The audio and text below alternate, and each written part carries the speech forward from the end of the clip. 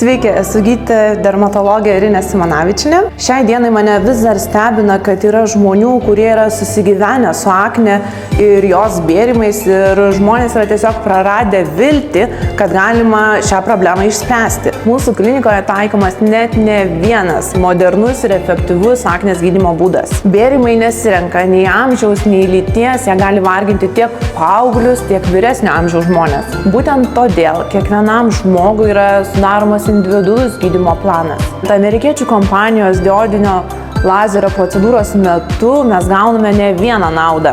Norlis lazerių to pačio ilgio banga mažiname uždegiminius bėrimus, eriteminės dėmes po aknės randukus, pigmentinės dėmes bei skatina kolageno sintezę. Tad aknė tikrai nėra nuosprendis visam gyvenimui.